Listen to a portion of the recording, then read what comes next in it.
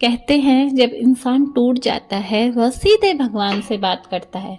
एक छोटे से गांव में रहता था एक गरीब किसान। नाम था हरी। उसकी पूरी जिंदगी उसकी फसल पर टिकी थी। उस साल आसमान ने कहर बरसाया, तेज ओले पड़े और कुछ ही मिनटों में हरी भरी फसल बर्बाद हो गई। हरी खेत में बैठकर रोने लगा। उसके पास न तो पैसा था न कोई सहारा। घर आकर उसने अपनी पत्नी से कहा, अब केवल श्री कृष्ण ही हमें बचा सकते हैं। उस रात हरि ने कागज उठाया और भगवान को एक चिट्ठी लिखी। चिट्ठी में लिखा था, हे श्री कृष्ण, मेरी फसल बर्बाद हो गई है। मैं आपसे शिकायत नहीं करता, बस विनती करता हूँ, मुझे कुछ पैसे भेज दीजिए प्रभु, ताकि मैं दोबारा खेत बो सकूं। यह पैसा उधार समझ लेना, मैं धीरे धीरे चुका दूंगा। सुबह हरि ने वह चिट्ठी मंदिर के सामने रख दी और मन ही मन बोला, अब सब आपकी मर्जी कान्हा। गांव के डाकिये ने वह चिट्ठी पढ़ ली। उसकी आंखें भर आई। उसने यह बात गांव वालों को बताई।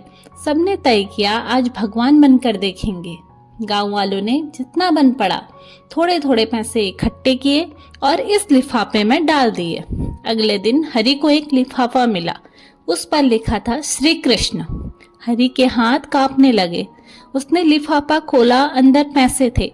हरि की आंखों में आंसू बहने लगे। उसने आसमान की ओर देखकर कहा, धन्यवाद कान्हा, आप सच में मेरी सुनते हो।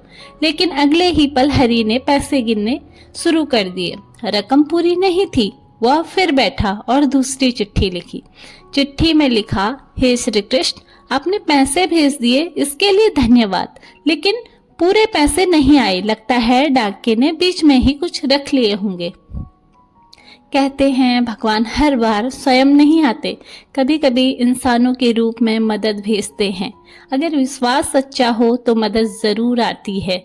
कभी भगवान पैसों के रूप में, कभी इंसानों के दिल में करुणा बनकर आते हैं। अगर आप